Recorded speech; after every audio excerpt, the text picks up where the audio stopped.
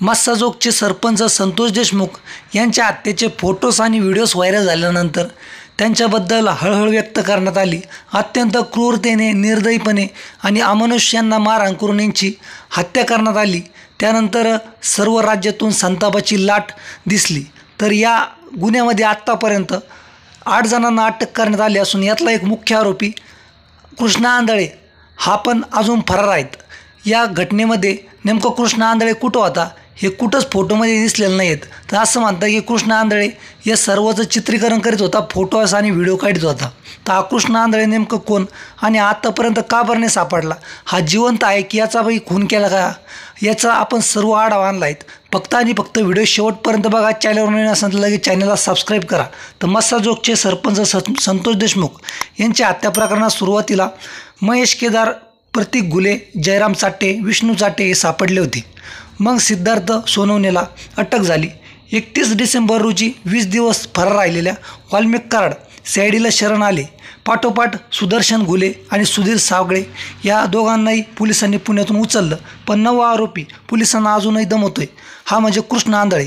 कृष्णा आंधळे पोलिसांना अजूनही सापडला नाही। अखेर त्याला वॉरंट घोषित करण्यात आलं आणि त्याची माहिती देणाऱ्याला योग्य ते बक्षीससुद्धा देणार आहेत। कृष्णा सापडत नाही ही पहिलीच वेळ नाही। 2023 पासून तो पोलिसांना गुंगारा देत आहेत। जेमतेम 27 वर्षाचा पोरगा 1.5 वर्षापासून सापडत नाही, हीच तपास यंत्रणेसाठी शरमेची बाब ठरलेली आहेत। नेमकं कृष्णा आंधळे कुठे आहेत, तर संतोष देशमुख हत्या प्रकरणात आत्तापर्यंत 8 आरोपींना अटक करण्यात आली आहेत। महेश केदार, प्रतीक घुले, जयराम चाटे, विष्णू चाटे, सिद्धार्थ सोनवणे आणि वाल्मिक कराड यांना अटक झाली आहेत। या सर्वांवर मोक्का लावण्यात आला आहे। सगळ्यांची रवानगी टप्प्याटप्प्याने न्यायालयीन कोठडीत करण्यात आली। मुख्य आरोपींपैकी आता बाहेर हा केवळ कृष्णा आंधळे आहेत। मूळचा बीडचा केज तालुक्यातील मैदवाडी गावाचा रहिवासी असलेला कृष्णा आंधळेची पार्श्वभूमी गुन्हेगारी स्वरूपाची आहे। अवघ्या 22 वर्षीच त्याने गुन्हेगारी क्षेत्रात पदार्पण केले। 2020मध्ये त्याच्यावर पहिला गुन्हा दाखल झाला। 2023मध्ये धारूर पोलीस ठाण्यात त्याच्यावर कलम 307 म्हणजेच हत्या करण्याचा प्रयत्न त्यामध्ये गुन्हा दाखल झाला। तेव्हापासून तो फरार होता। पोलिसांनी त्याला पकडण्यासाठी खूप युक्ती लावली, परंतु तो हाती लागला नाही। कृष्णावर अंबाजोगाई आणि केज अशा पोलीस ठाण्यातही मारा, हाणामारी, खंडणी, दमदाटी करणे असे विविध गुन्हे दाखल आहेत। सुदर्शन घुले याच्यासोबत त्याचा जवळचा संबंध आहेत आणि या जोडीने अनेक गुन्हे त्यांनी एकत्रपणे केले आहेत। स्थानिकांमध्ये भीतीचे वातावरण निर्माण करणारा हा कृष्णा आंधळे आणि संतोष देशमुख यांची हत्या करणारा हाच कृष्णा आंधळे आता पोलिसांसाठी डोकेदुखी ठरत आहेत।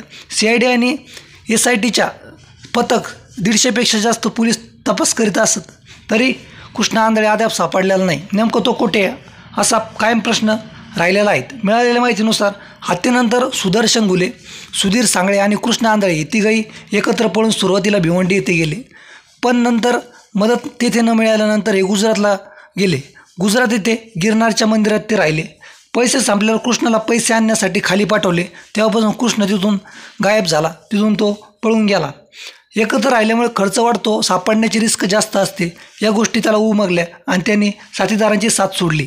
तिथून कृष्णा कुठे गेला याचा अजूनही तपास यंत्रणेला माग लागलेला नाही। नुकतीच कृष्णाची नाशिकमध्ये सापडल्याची म्हणजे दिसल्याची अफवा पसरली होती।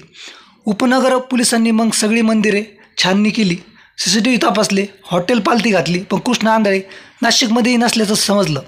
तो प्रयागराजमध्ये कुंभमेळ्यामध्ये असल्यासुद्धा बोललं जात आहे। त्याचासुद्धा पोलिसांनी माग काढला, पण तिथंही त्याची कोणती माहिती मिळून आली नाही। मागच्या 1.5 वर्षापासून फरार असलेला, लपून राहिलेला कृष्णाकडे पूर्ण अनुभव आहेत। माध्यमाशी बातम्यांनुसार तो घरच्यांशी संपर्क करत नाही, भूक लागली तरी चहा आणि बिस्किट खाऊन दिवस काढतो। त्यामुळे पैसे कसे पुरवायचे त्याला सगळं माहीत आहेत।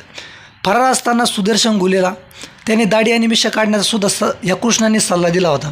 त्यामुळे कृष्णा पोलिसांच्या हाती लागणं हे अवघड आहेत। आता कृष्णा आंधळेला बीड पोलिसांनी वॉन्टेड म्हणून घोषित केला आहे। त्याचा ठावठिकाणा कोणालाच माहीत नाही किंवा फोटोमधील आरोपी असून तात्काळ त्याला अटक केली पाहिजे नव्हती, परंतु अजूनही बीड पोलिसांना त्याला पकडण्यात यश आलेलं नाही।